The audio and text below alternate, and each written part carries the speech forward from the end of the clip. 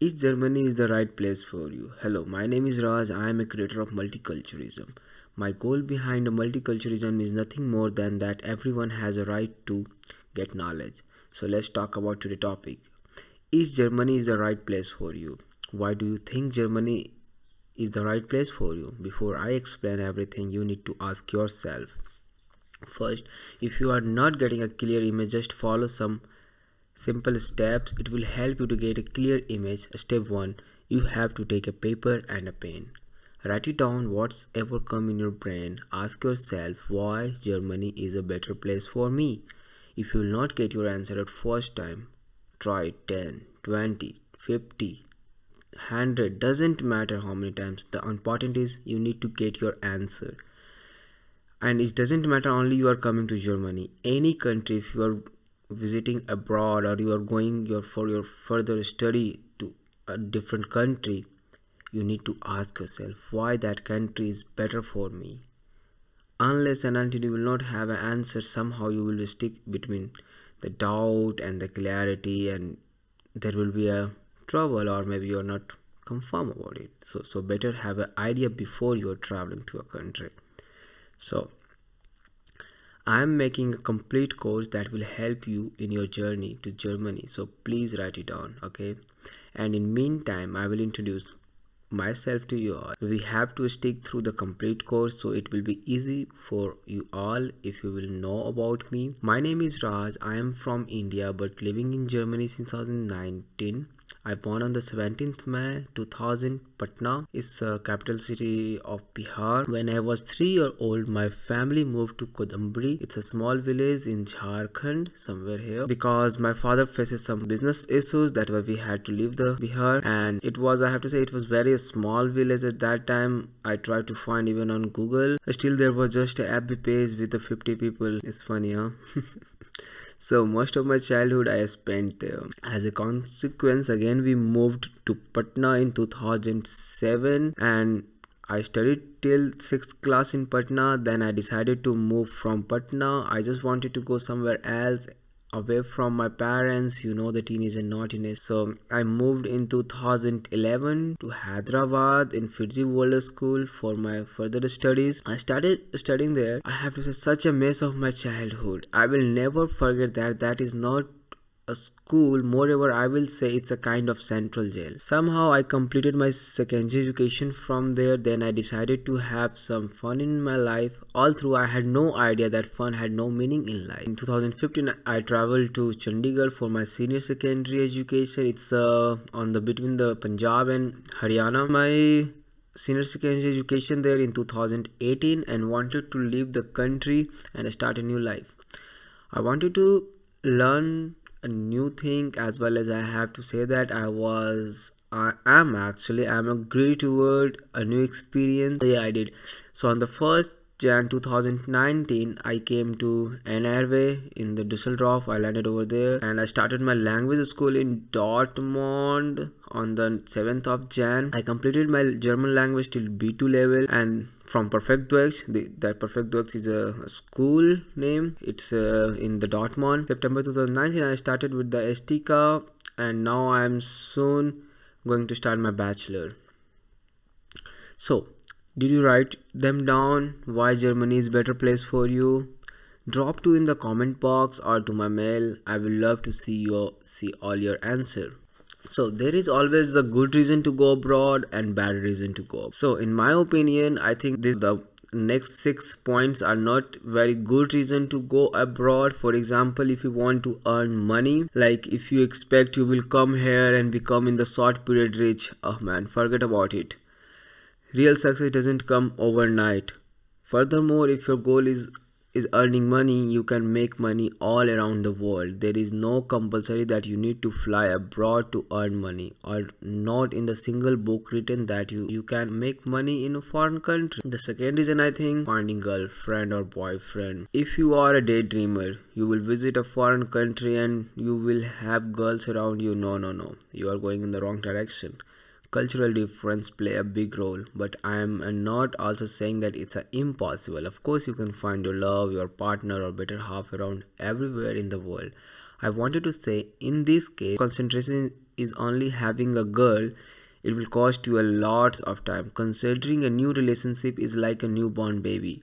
You have to invest a lots of time, and unfortunately you are not gonna have a lots of time because you will come here, you have thousands of things to learn, you have to integrate yourself in the new society, new culture, then work pressure, study pressure, family pressure, and so on. And some meantime the foreign embassy will be knock you for every 6 months. So yeah, you cannot invest that much time for considering a new relationship. So I don't think so that's a very good idea. Partying and drinking, of course, it's a Germany. As I know, in Germany you can find alcohol everywhere. Sometimes I feel like if you have a hunger, there will be no shop near to eat, but if you want to drink, you are in a dreamland.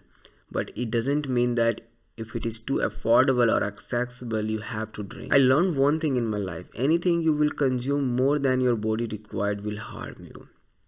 You can go party and clubbing to fold a month, but if you want to go every weekend, you need to work on your self-control. And the fourth point, like a lots of people say, it's a easy, less competition, but such thing doesn't exist. If you are thinking in abroad the competition is going to be less, nothing is like that. Which country are you going to fly? It doesn't matter. There will be competition. For example, one student who is studying a commerce, people used to think like it's a very easy, there is a less competition, but there is nothing like that. The one who is studying, does he only know what he has to do to study? You have to study here more. In meantime, you have to manage your own life. It's not gonna be easy. And especially about the Germany, the fifth point, like an English course, especially in Germany, if you think you can manage your day-to-day life with English, at last you are going to be lonely, and you can also not able to build the network. And when you are in university, you start building a network. On that depend all your coming future. So I will say choose wisely. And the sixth point, and really I did a lot of research on this point, because as I am an Indian, and I really also sometimes like of course our culture is not that we don't want to live away from our parents. Our culture is like we have to stick together, and that's a happy family thing. But in the German, that's not in German we have a different culture. So I understand live daily with a feeling of worry and guilty, aware that their loved ones may not be getting the best of attention and care. So what are the ways of bringing your parents? Actually, there is a strict rule from Germany that you cannot bring your parents until and unless if only one parent is alive or they are separated. Then you can, in that case, you can bring one parent. But what are the other way? Of course, there are lots of ways. So I found the 3 ways to get your parents into Germany. First one, family reunion visa, dependent visa. Country in Europe, including Germany, allow residents to bring their spouse and children to live with them. But bringing parents to Germany is a different kettle of fish entirely. It's much easier if parents is joining a minor who is legally living in a Germany, and parents possess the right to care and custody. The second option, tourist and visitor visa. If you intend for your parents to spend some time with you, the tourist visa remains the most relaxed and the best approach. And the third one is an investor visa. This is available to the very rich and wealthy. It is a perfectly legal approach where you invest in the country and you are allowed to move into the country. For example, if you have a doubt like for what will happen to my others relative, like for example siblings, grandparents, uncle, aunt, are only permitted to follow if unavoidable hardship will be prevent. As a result, the requirement for this are strict. One example could be the difficult need for care for the grandmother living in the country of origin alone if they cannot be cared for there. In this case, the alliance department has to use their discretion and margin of judgment as to whether they agree to reunification of a family, which they very rarely use. Furthermore, the cost of living, including health insurance, need to be insured. Relative of certain country, in addition to EU countries, like Australia, Israel, Japan, Canada, New Zealand, South Korea, and the USA are allowed to enter Germany without a visa. They can also apply for a residence permit to live with their relative after entering the country. Relative from the range of additional countries like including Andorra, Brazil, Chile, Panama, San Marino are allowed to come to Germany without a visa due to the old agreement. However, they may only enter as a tourist. So this 6 point I consider not a very great reason to fly or visit any abroad country to study. Good reason to visit a foreign country. The first thing I think, opportunity. Whichever work we start to do, we look first in their opportunity. Furthermore, I think opportunity are the core for studying abroad. In Germany, you have a lots of opportunity, not only in the medical or engineering. If I say in general, it's like even a driver has a better opportunity to succeed as compared to many developing countries. The second point I will consider is the intercultural competence. Intercultural competence is the ability to function effectively across the culture, to think and act appropriately, and to communicate and work with the people from different culture backgrounds. Once you learn this skill, you are welcome everywhere. But please keep in mind, research shows that intercultural competence cannot be acquired in a short space of a time or one mall. It is not a naturally occurring phenomena but a lifelong process that needs to be addressed. In learning and teaching and staff development, criteria deflection become a powerful tool on that journey toward achieving it. And the third point I will consider is more personal freedom. According to Oxford Dictionary, it is the power or right to act, speak, or think as one wants. Is that really what true freedom means to you? I believe freedom is a right, not a privilege. And it's up to you to create your own freedom plan. I personally spent the last 2 years living out of the suitcase, traveling the different countries. I did this because I wanted to explore the world and experiment with the living, working from anywhere, learning new language, talk with a different kind of people, and so on. That was a freedom for me. I did what I like to do. So ask yourself, as I said, freedom is right, not a privilege, and it's up to you to create your freedom plan. The fourth important point, like a networking. In your 20s, you are a step above the native of your teen years, but a step below to complexity of the rest of your life. It is at this stage in our life we have a realistic future ideal, but we may not have a final blueprint down. Our 20s are some of our most formative years. If you think about it, it's kind of crazy how much can change in this one decade. You go from studying to graduating,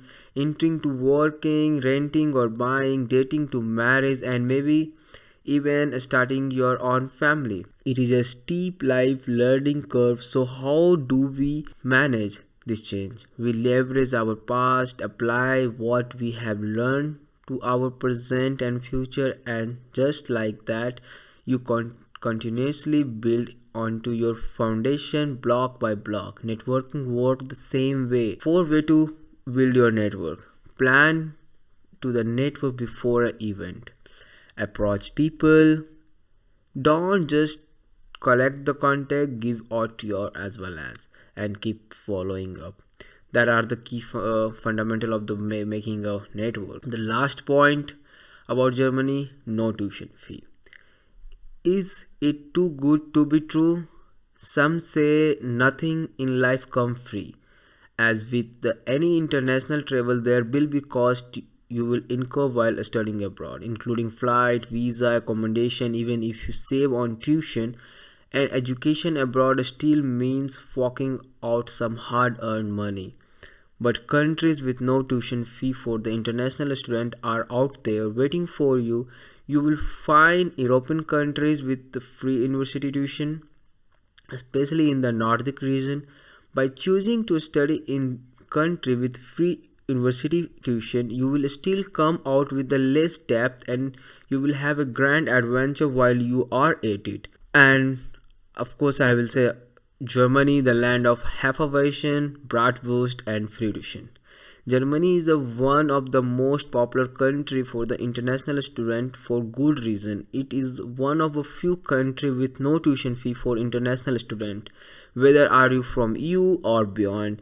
While it can be common at some private university to pay a small administrative fee, this usually include the discounted public transport pass, so you have even more better yet. Germany has booming economy, a world-renowned education system, and the plethora of the English program, making it ideal location for your degree abroad. The next video we will talk about what lifestyle can you expect here in Germany. So stay tuned. Bye.